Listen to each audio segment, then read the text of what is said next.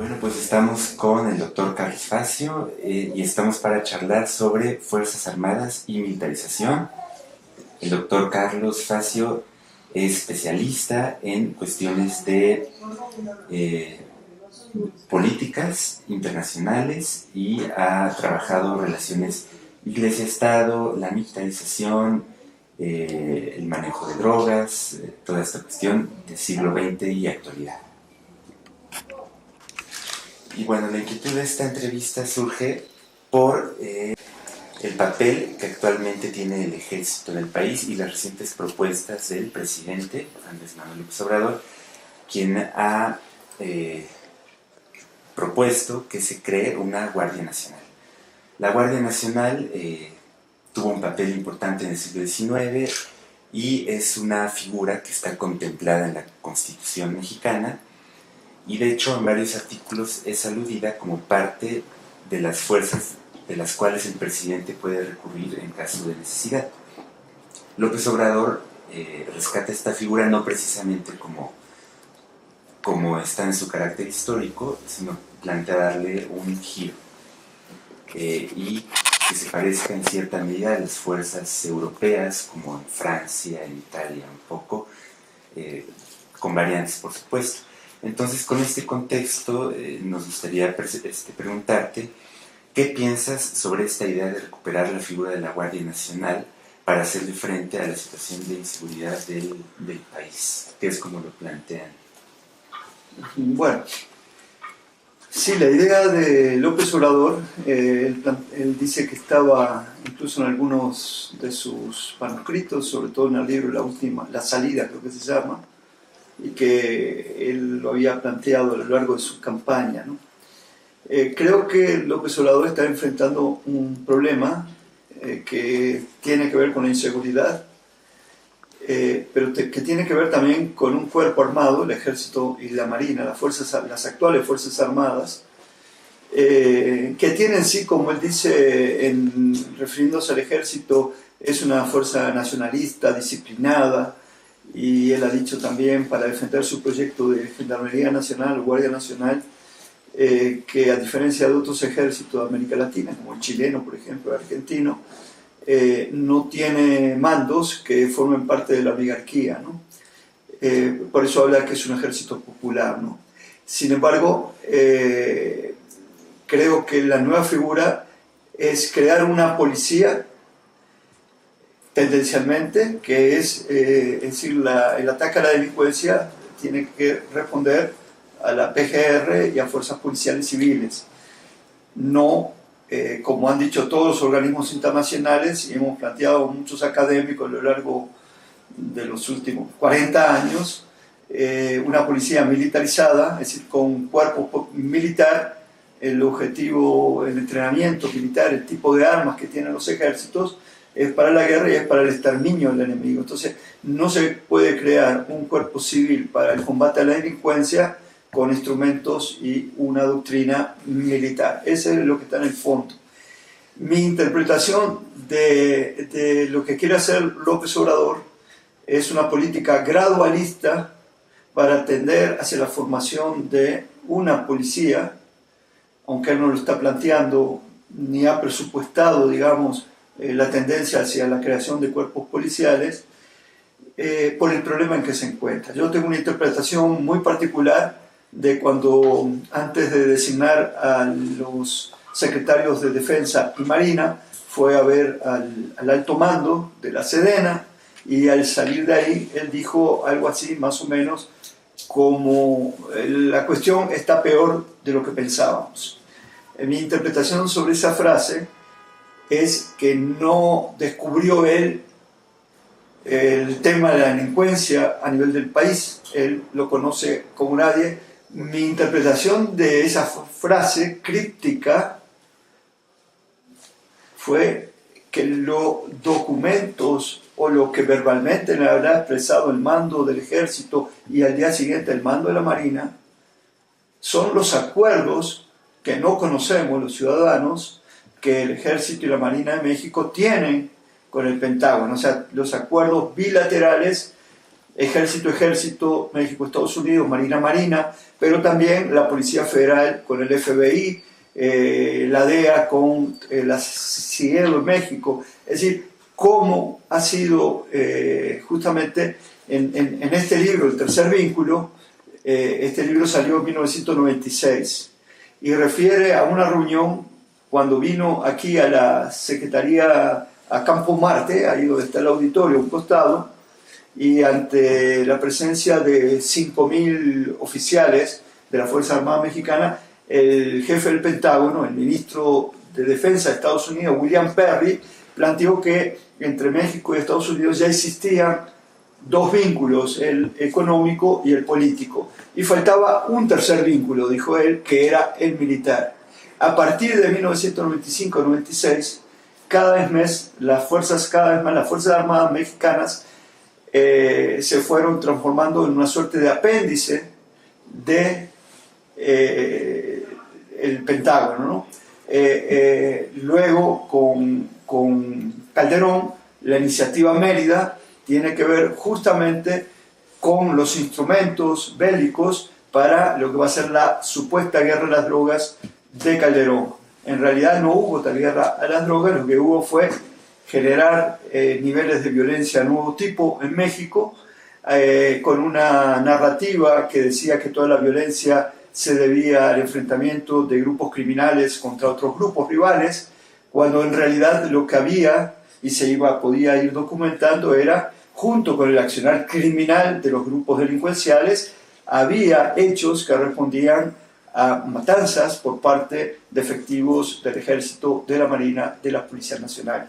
Justamente ese tercer vínculo que nosotros planteamos, decía, de la teoría del caos a la militarización de México, lamentablemente la sustancia de este libro estaba justamente cómo el ejército iba a una fase a militarizar el país, pero a la vez cómo se iba a valer de grupos paramilitares. Perfecto, muchas gracias. Bueno, en tu explicación que tocas varios puntos, me gustaría resaltar dos. Bueno, vamos por partes. Primero, has comenzado a dar una especie de definición de militarización y justamente lo que decías de Lorenzo Meyer, ¿no? Que para él, lo plantea en este prólogo, hay una tendencia a la militarización, pero no hay manera de comprobarlo, e incluso él ahora actualmente maneja que como tal el término militarización no pudiera aplicar como él lo entiende, ¿no? Porque él entendería que los militares dominaran todo, las fuerzas civiles, absolutamente todo, ¿no? Entonces, a partir de esto, me gustaría preguntarte a ti, ¿qué entiendes por militarización? Porque lo que yo estoy viendo es que tú planteas con esto de esta cuestión, que la militarización no es tanto una cuestión formal de que los ejércitos estén invadiendo la autoridad civil, sino las prácticas que está ejerciendo ante la sociedad. Es decir, efectivamente, lo que dice López Obrador es que fueron los gobernantes civiles los que sacaron al ejército a las calles.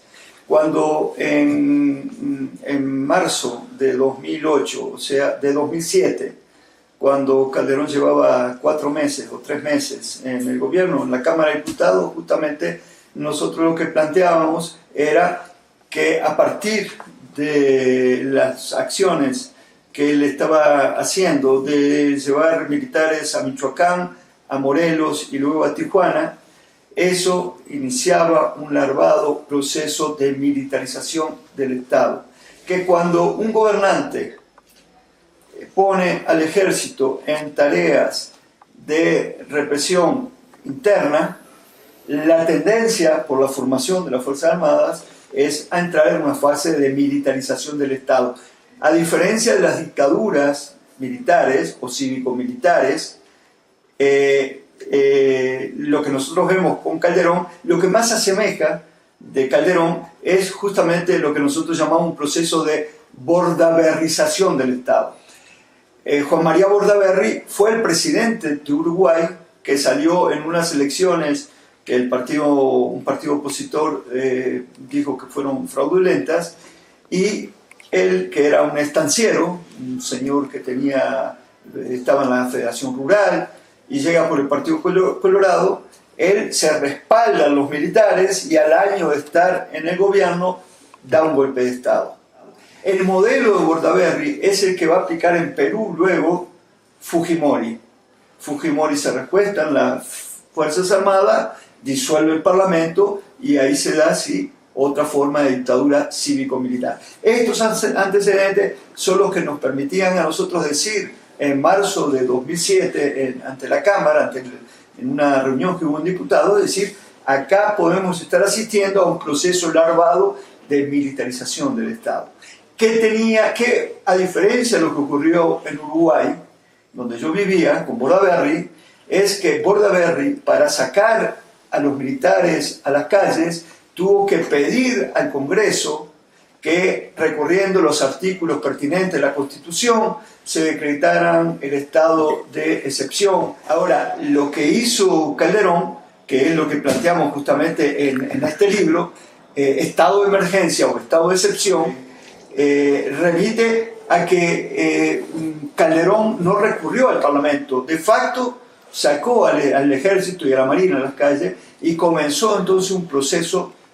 No es que los militares tuvieran el poder, sino que un mando civil, el presidente de la República, los desplegó, y esto llevó justamente a crímenes cuyo responsable es el jefe, el comandante supremo de las Fuerzas Armadas, que es el presidente Calderón.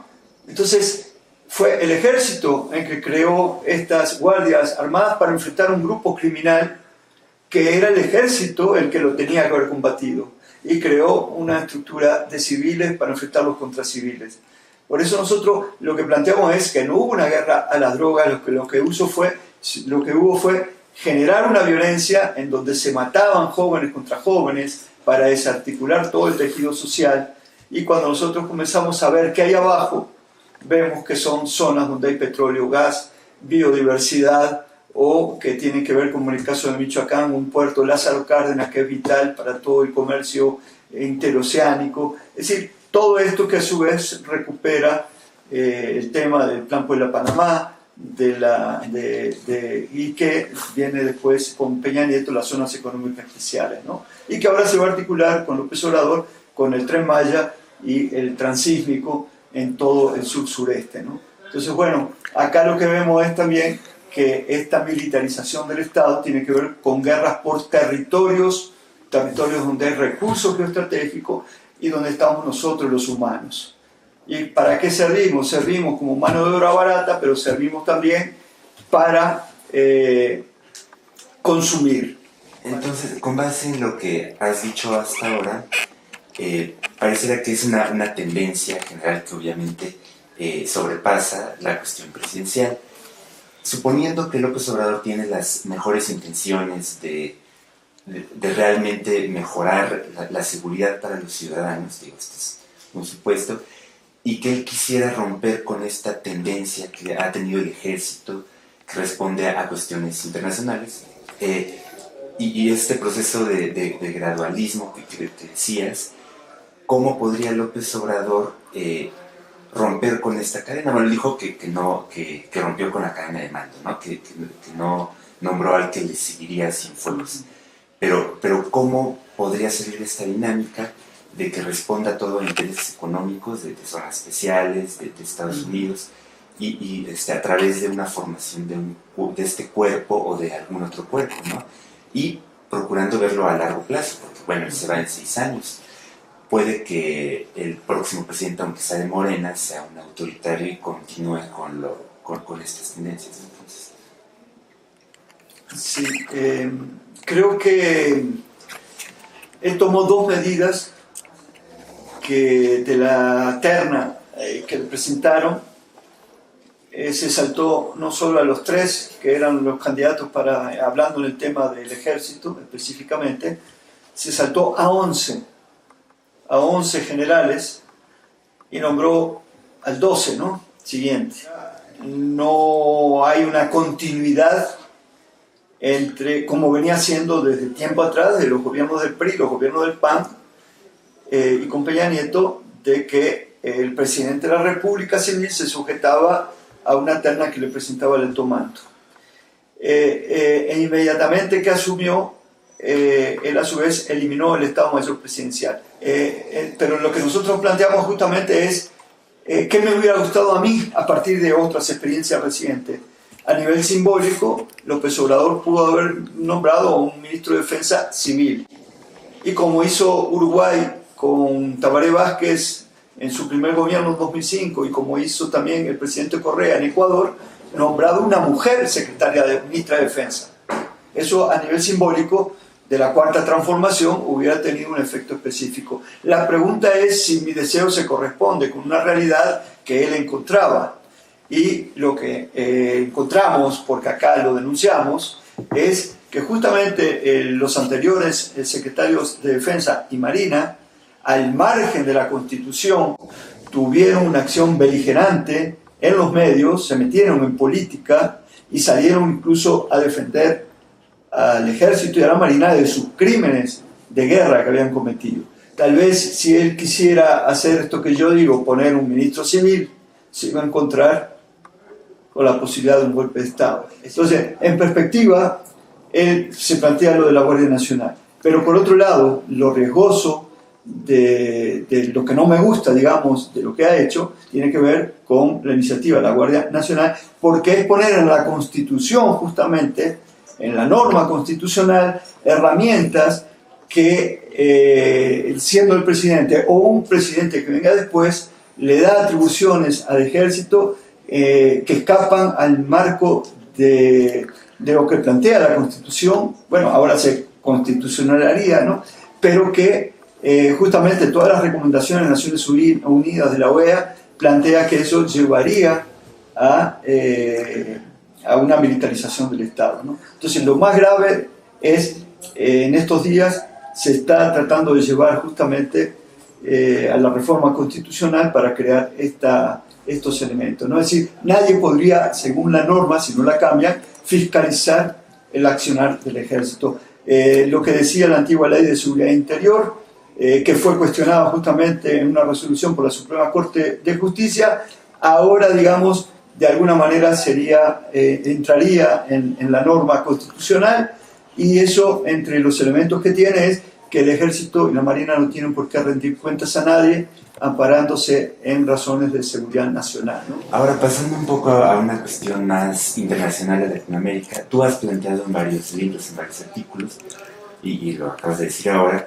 que Estados Unidos ha sido un elemento fundamental para que se desatara la violencia en América Latina. De hecho, hay una correlación entre los intereses económicos norteamericanos y de grupos empresariales con la violencia que viven países como Colombia, como Nicaragua, diversas partes del sur y por supuesto México. Entonces, ¿nos puedes explicar un poco esta cuestión? ¿Qué mecanismos utiliza Estados Unidos para intervenir? ¿Cuáles son sus intereses? Sí, tenemos que ubicar a Estados Unidos, México y América Latina en los últimos 70 años en el contexto posterior a la Segunda Guerra Mundial o anterior. Desde la creación de la Unión Soviética, Estados Unidos y sus aliados europeos comienzan a adversar justamente al comunismo, ¿no? Pero después de la Segunda Guerra Mundial, Estados Unidos justamente se da en lo que se conoce como la Guerra Fría, que es el enfrentamiento entre el capitalismo y el comunismo. Es decir, lo que Estados Unidos, por un lado, creó una estructura jurídica que tenía que ver con la OEA como brazo político y la Junta Interamericana de Defensa. La tendencia era a crear una superestructura militar en donde todos los ejércitos del área actuaran bajo el paraguas del Pentágono ante una instancia del comunismo. Pero eso se lo aplicaron a Cuba, ¿no?, cuando es suspendida en la OEA en los años 60, ¿no? Pero a su vez en la zona del Canal de Panamá, ahí iban todos los oficiales a entrenarse, y luego venía esta llamada cooperación, donde Estados Unidos donaba algunas armas y luego entraba la cadena de tener que comprar repuestos, balas, etcétera, etcétera. Y junto con esto venía una doctrina. Esa doctrina fue la doctrina de seguridad nacional, y esa doctrina de seguridad nacional fue la que se activa cuando aparecen las guerrillas rurales y urbanas en los años 60 en toda América Latina, y entonces en el marco de esa doctrina de seguridad nacional de Estados Unidos, en nuestros países ya el enemigo no era el enemigo externo, sino que era el propio ciudadano de ese país, ¿no? Y todo esto, digamos, cuando esto lleva a las dictaduras militares, cuando se entra una fase de salida de las dictaduras militares, Colombia sigue siendo el país donde toda la política de contrainsurgencia queda actualizándose porque ahí quedan dos guerrillas, la FARC y el ELN, pero a la vez hay narcotraficantes. Y entonces se articula toda esa política de Estados Unidos con los presidentes colombianos y el ejército colombiano como una nueva fase de la contrainsurgencia que se va actualizando, con todas las tecnologías de punta que van apareciendo en el ramo de las comunicaciones, pero también de los aparatos de inteligencia y del armamento, ¿no? Todo laboratorio que fue Colombia, luego esa metodología se lleva a Afganistán, se lleva a Irak y viene a México con Calderón. Entonces, justamente esto tiene que ver con lo que yo explicaba muy rápidamente antes, que no es solo la doctrina del Pentágono, que se asimila por nuestros ejércitos. No sabemos en el caso de López Obrador, él sigue siendo muy cuidadoso en sus reuniones mañaneras con la prensa, cuando habla de Estados Unidos, busca no confrontar. Pero no sabemos esta no confrontación, más allá de los dilates sobre el muro de Donald Trump, hasta cuándo puede perdurar. Lo que yo intuyo es que solucionado por la vía de la fuerza el problema de Venezuela, si es que finalmente se da la opción militar, el próximo objetivo va a ser el gobierno de López Obrador. Pero lo que yo digo es que hay por abajo una preparación a la que no es ajena a Estados Unidos, porque en el fondo, en México, como en Venezuela, como en Libia, como en Irak, es el petróleo. El tema de fondo son los recursos estratégicos, no es la democracia, no son las libertades, no son los derechos humanos. Todo eso son las zanahorias, digamos, para imponer justamente intervenciones que podemos llamar de colores, en el caso de lo que se está preparando para Venezuela, una intervención humanitaria. Las intervenciones humanitarias las aplican las potencias, justamente como hicieron en la Yugoslavia, para, en el caso de la Yugoslavia, quedaron un país dividido en 7 pequeños países, ¿no? La propia decisión en estos días en Montevideo de un grupo de contacto formado por varios países alemanes, europeos, donde está Alemania, donde está Francia, donde está España, Portugal, con apoyo de Uruguay, que se distancia de la política de México, a lo que puede llevar es a una intervención humanitaria que lo que va a hacer es provocar un enfrentamiento en donde los venezolanos van a ser los que pongan la sangre. Y una vez que se desangren, Estados Unidos y algunas potencias van a tratar de apropiarse del petróleo. El cambio posible tiene que salir desde abajo, tiene que venir, y está viniendo en nuestras sociedades hiperconsumistas, está viniendo desde el sótano de la sociedad, ya no desde las pirámides sociales, sino que en muchos países, incluido México, las variantes al sistema está viniendo de los pueblos originarios, ¿no? Entonces, bueno, en perspectiva, en México se abre una posibilidad de cambio que no puede depender de un solo hombre, que tiene que ser un cambio de la sociedad, impulsado por la sociedad. Y sintetizando lo que planteamos es, para transformar la sociedad se necesitan ciudadanos conscientes, que estén en conocimiento de justamente cómo debe funcionar un país y cuáles son las alternativas posibles de un país. En el caso de México, los gobiernos neoliberales dejaron actada la economía, pero también el comercio, las finanzas y ahora también toda la parte que tiene que ver con la seguridad a Estados Unidos. Entonces, ¿cómo transformar eso? Es complejo. Por eso lo que tenemos en el corto y mediano plazo es un desafío. Y el tema es si realmente va a llevar a cabo un cambio profundo, apartándose, justamente separando la cuestión política de la cuestión económica, de los poderes fácticos, o si termina preso, digamos, encerrado, digamos, por esta dinámica que tiene que ver con los poderes fácticos, o si logra finalmente aterrizar un nuevo proyecto de nación, ¿no? Pero eso tiene que ser una construcción de todos, ¿no? Perfecto, Carlos. Pues muchísimas gracias por tu tiempo. Te agradecemos.